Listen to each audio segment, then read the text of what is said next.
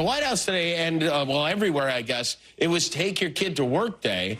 The president was on hand for a celebration, escorted by a tiny Secret Service detail. These are children of White House employees and members of the press. They were there. You know, Trump actually was a big proponent of Take Your Kids to Work Day, so much so he put Jared in charge of peace in the Middle East. But Grandpa Joe, as you know, has a different approach. He spent some time with the kids, very nice, and even let them do a little Q&A. What do I say? Whatever you want to say. You want to make a speech? Yes. What's your name? Yuri? Take your picture with me. Did you have a question? Yeah. You want to tell me what it is? Where's Hunter? Where the is Hunter? Can't answer that one. Well, it sounds like that child has been watching Newsmax or something. That is so funny. They didn't. Okay, no, they didn't. Kid Okay, didn't welcome back to Morning Joe. It is By the way, Friday, can I just April say, 28th. Hold on, can I just say? Yeah, no. Here's another No. thing. We've talked about, like, you know, the breakup of the Eagles ushered in the era of pro-life in the evangelical community. So we got that out of the way. I want to get something else out of the way. It's like people like Trumpers, they are obsessed with Hunter Biden. I want to say for the 50th time, if Hunter Biden did something wrong, he should go to jail, just like we say about Donald Trump. And if he does go to jail, guess what, Trumpers? We're not going to try to burn down the Capitol. We're not going to try to undermine the rule of law. We're not going to say America sucks like you say America sucks if somebody is actually held accountable. So we could talk about the Hunter Biden laptop like every day if we want to, but I was watching another network the other day, Mika and I were, and they were saying, oh, Joe Biden, he's so disconnected from America. He's so horrible. He's so this. He's so that. And they go to one of the guests and they say, well, why is he so bad? Hunter Biden's laptop. And I'm sitting here thinking, are you kidding me? I mean, okay, if there's something on there, send him to jail. Like, what do you want us to do? What do you want us to do? What do these Trumpers want us to do? Talk about it every day. Hunter Biden, I understand, had a paternity hearing in Natchez, Mississippi or something, Arizona. I don't know where it was. But people on the right, you would have thought we should have talked about that 24 hours a day. Willie, did we talk about paternity lawsuits or anything else with like the Trump kids or the Bush kids or the Obama kids? No. There's an obsession, though, with Hunter Biden. And let me say again, I know him. I know Donald. If they broke the law, they should go to jail like everybody else. But there's a constant freak out and meltdown over it. Yeah, it is. It's become an obsession, but in those bubbles, in those media corridors, it is a salient story, and it echoes and it echoes. You can open the New York Post you have in front of you, and I bet you there's a story about Hunter Biden in there. We've covered it on this show. We've talked about it. We've done long segments about it so people can understand what's at issue, and there are some questions for Hunter Biden, but the idea that Joe Biden is connected to it and that his emails with him when he's consoling him about his substance abuse and all those things are somehow indict Joe Biden some way, it's a bit of a leap. So, yes, I'm still just upset about the breakup of the Beatles and the Eagles, and I would add Guns N' Roses in '93 as well, Joe. No, by the Guns N' Roses era, the Evangelical Church firmly pro-life. Exactly. What about Everly Brothers? I can't remember. That was like mid-'70s when they really went at it. The Everly Brothers? Dude, they're from the 50s. Yeah. Well, no, I think they broke up in the 70s, though. One of them hit the other one over the head with a guitar on stage in Hollywood. Yeah. It got real ugly. Yeah. Guys, I've everyone's digressed tired. here. So it's Friday. When the Everly Brother mishmash went, I don't know if it was Don or Phil that got the guitar to the side of the head, but the Evangelical Church was still pro-choice at that point as well. Also, during the pet rock era, also the mood ring era, the Evangelical Church, also Chia Pet era, also pro-choice. But this came straight from Jesus, right? wrong. Jonathan Lemire, Reverend Al Sharpton, and Annalise Jordan are still with us talking about pet rocks, Jesus, and the Everly Brothers.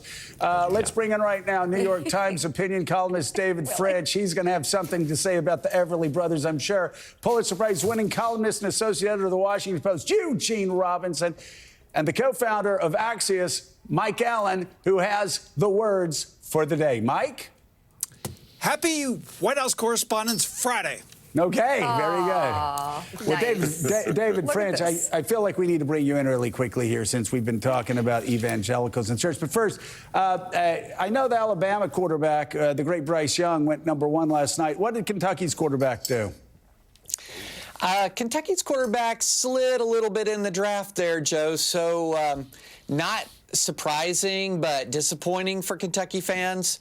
But that kind of sums up Kentucky football, maybe not most recently, but for decades. Yeah. Not surprising and still disappointing to see things not go the way we want it to go. Yeah, my dad, obviously, and mom both graduated from Kentucky, so I've always sort of been following Kentucky football, corner of my eye there.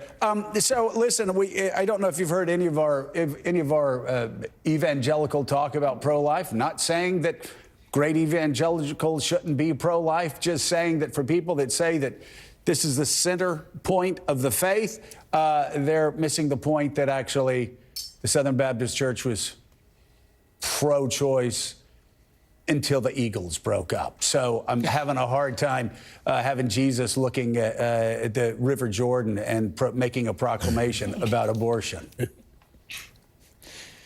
Well, Joe, I mean, I'm a pro-life evangelical, right. And I know the history. But as a pro-life evangelical, I got to say the Catholics were right historically, and the evangelical church was wrong historically. The Catholic Church, for a long time, the pro-life issue was seen as a Catholic issue, not as an evangelical issue.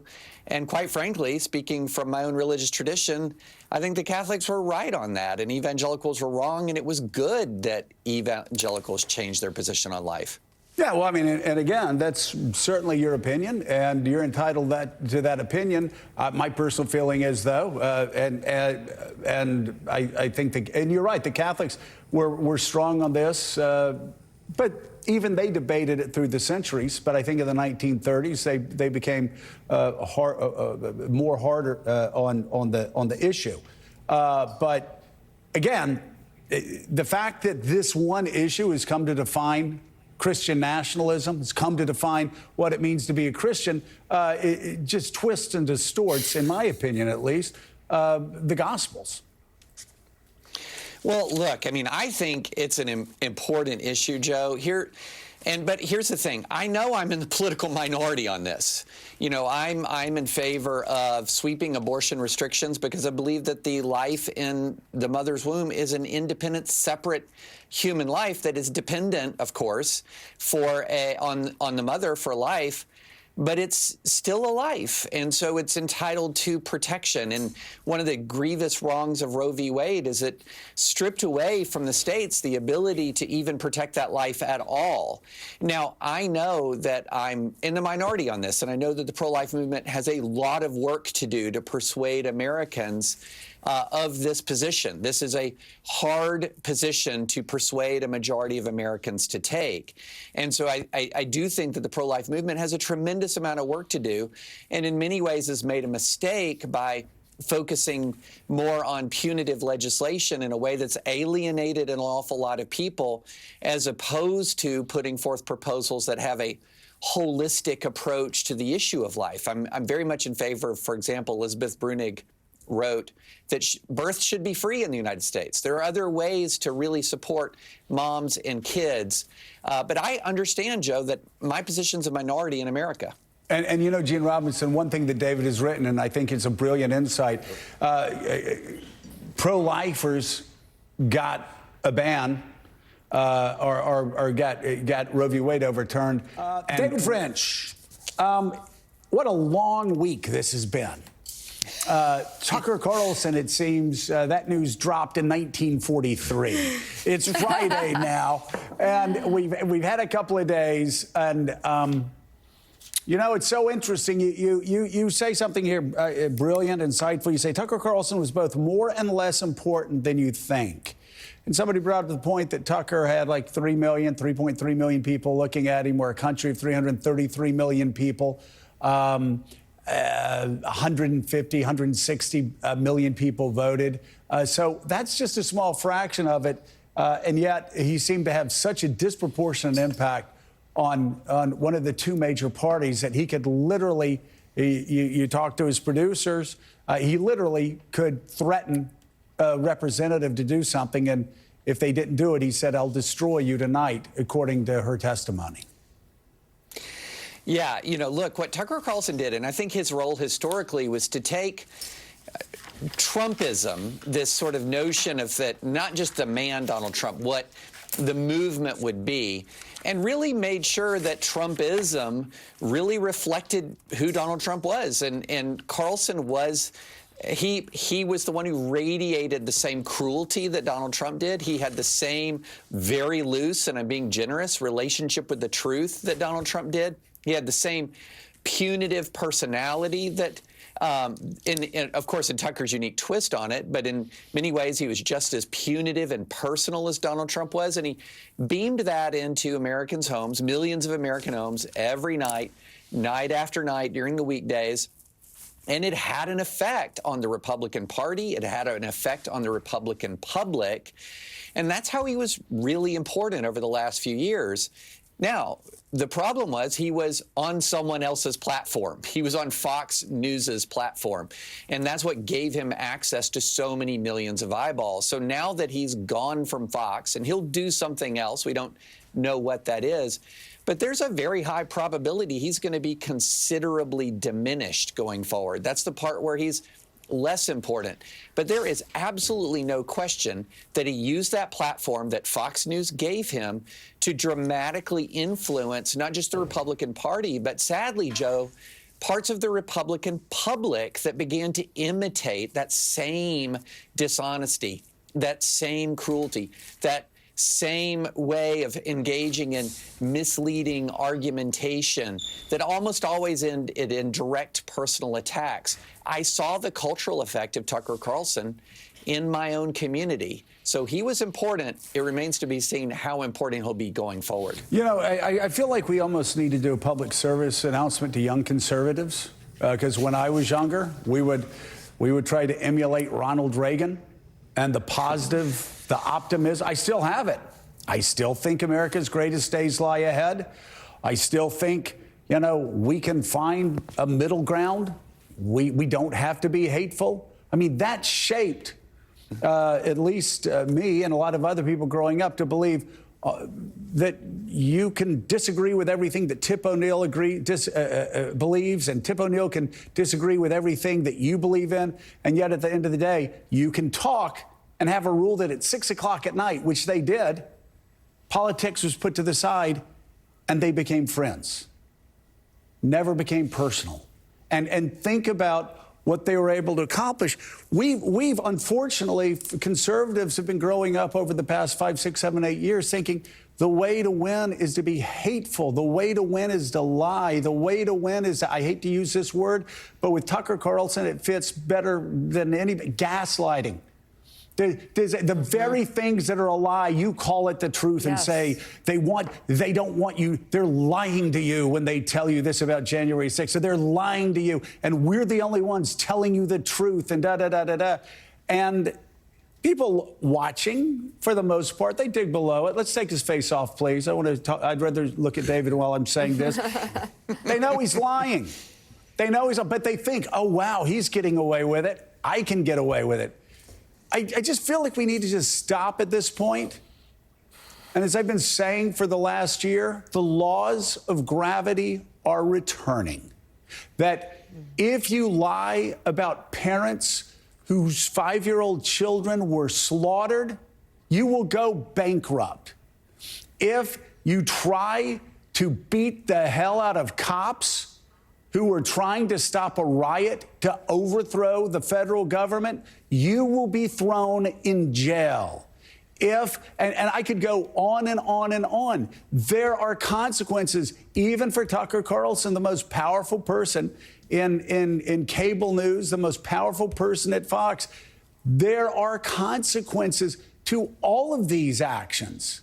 And nobody's perfect, but the arrogance that we've seen time and time again, fueled by Trumpism, is just getting called out time and time again. By the way, by liberal judges, by moderate judges, and by conservative Federalist Society judges. Well, that's exactly right, Joe. And, you know, I think it's really important to put out where Republican morality has failed, in many ways the law has prevailed. And that's what you're talking about with the prosecution of the January 6th defendants, where you're talking about the giant settlement that Fox has paid to Dominion, probably more checks to come in the future.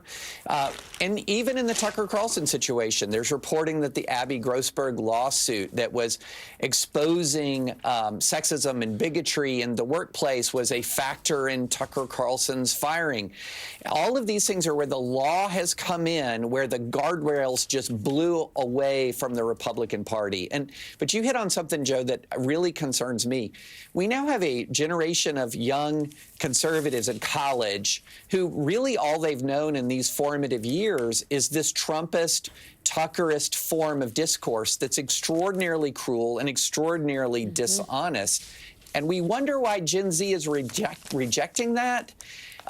We don't want to set up a world where to be conservative means you have to be a jerk. To be conservative means you have to be dishonest. You have to be personally cruel.